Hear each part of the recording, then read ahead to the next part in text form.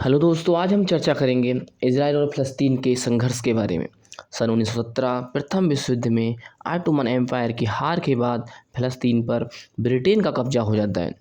इस समय यहूदी यहाँ पर अल्पसंख्यक होते हैं। सन 1920 से 1940 ब्रिटेन को फ़लस्तीन में यहूदियों के लिए अलग देश बनाने का काम सौंपा जाता है। सेकेंड वर्ल्ड वार में हिटलर की फ़ौज के द्वारा लाखों यहूदियों का लगभग 60 लाख यहूदी, इसमें भी 15 लाख बच्चे होते हैं, मार दिए जाते हैं।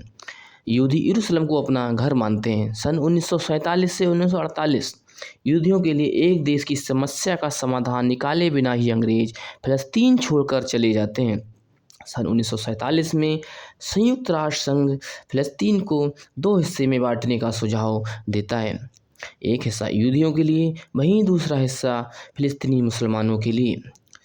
14 मई 1948 को फ़लस्तीन में ही यहूदियों के एक बड़े नेता डेविड बिगूरियन इजराइल देश की घोषणा कर देते हैं, लेकिन ये घोषणा फ़िलिस्तीनियों के लिए अच्छी नहीं लगती और 15 मई को 8 महीने की जंग शुरू होती है।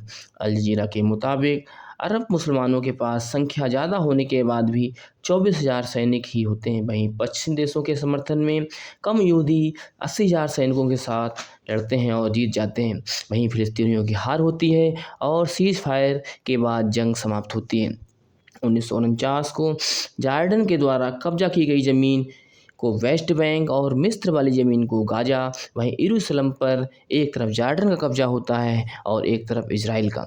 सन 1964 को पीएलओ का गठन होता है, फ़लस्तीन लिबरेशन ऑर्गेनाइजेशन।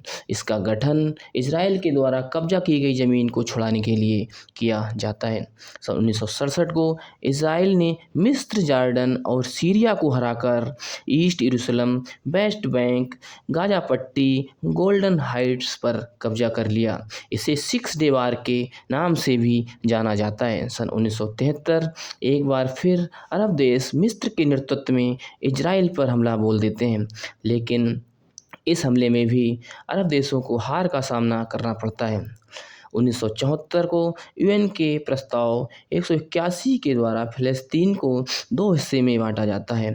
एक हिस्सा यहूदियों के लिए, वहीं दूसरा हिस्सा फ़लस्तीन के लिए, और यरूशलेम को इंटरनेशनल सिटी बना दिया जाता है। लेकिन अरब देशों के लिए ये बात अस्वीकार होती है और संघर्ष इसी तरह से आगे बढ़ता चला जाता है।